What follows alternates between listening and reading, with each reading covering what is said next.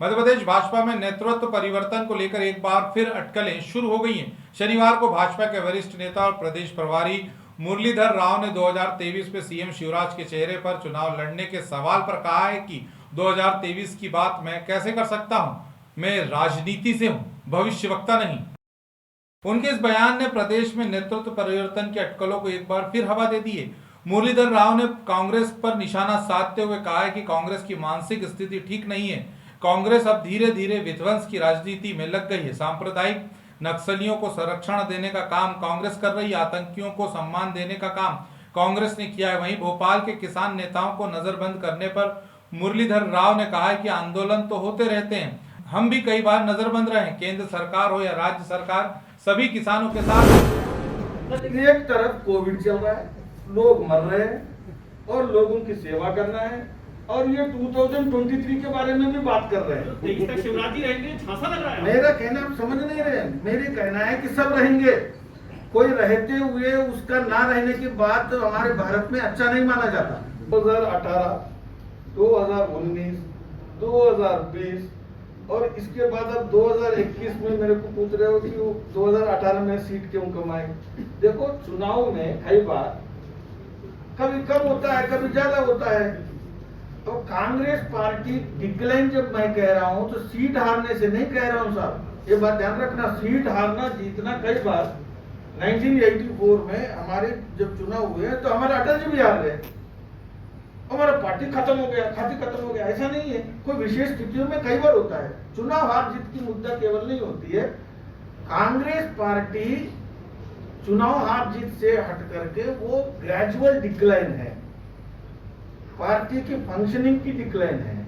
हमारे पार्टी की कोई फंक्शनिंग की डिक्लाइन नहीं है। हम चुनाव हारे हैं, दोबारा जीतेंगे, दोबारा जीते हैं, कई जीते हैं। और जो परसों जो बैठक हुआ, कृपया आप ध्यान रखिए, वो चुनाव के आंकड़े की रणनीति के तहत नहीं था। हाँ, आज हम सबके लिए चुनौती है, पढ़े लिखे लोगों के लिए और एक मध्यम वर्ग और अच्छे पहुंचे हुए लोगों के सबके लिए चुनौती है, हर irrespective of party. Tribal areas में गवर्नेंस का कैसे इंपैक्ट बढ़े, रीच आउट बढ़े, एम्पावरमेंट बढ़े, ये तो हम सबके लिए चुनौती है। आप टीवी भी जाकर के क्यों दिखाते हो? तो गवर्नेंस अभी पहुंचा नहीं है, इसका मतलब बहुत पहले पहुंचता था क्या? तो देखो, हम प्रोसेस को सशक्त करने के लिए बैठक किया। अब वो सुरजेवाला कल बोल रहा था और आप उसके बारे में कोई डब्बा कॉलम रख करके हमारा लगाते नहीं हो। आप जैसे सुनो साहब, आप लोग है ना, आपको देखो, तो सुरजेवाला कल बोल रहा था कि मोदी इमरजेंसी, और वो क्या क्या बोला जा रहा है। बेहुदा आदमी ये बोलता है। अब कल्पना करो, बेहुदापन का हद है। राहुल गांधी बाहर खुले आम गाली ठोक रहे हैं, सुरजेवाला खुले आम गाली ठोक रहे हैं, अपशब्द भी कह रहे हैं, और इसके बावजूद बोलने के ऊपर कोई रोक नहीं लगी। अटल जी को जेल बंद किया था, अडवाणी जी को जेल बंद किया था, शिवराज जी बच्चा था उनको भी जेल बंद किया था।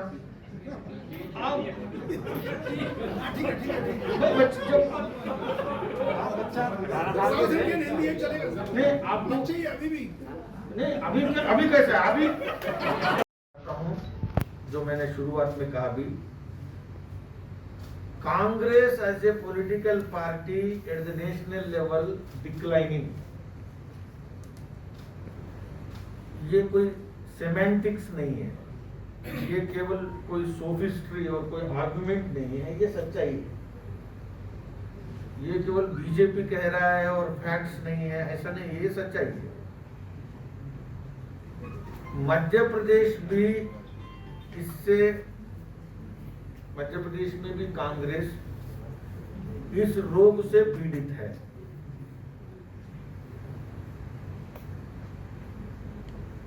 और मैं आपके सामने दो बात इसके अंतर्गत लाना चाह रहा हूं।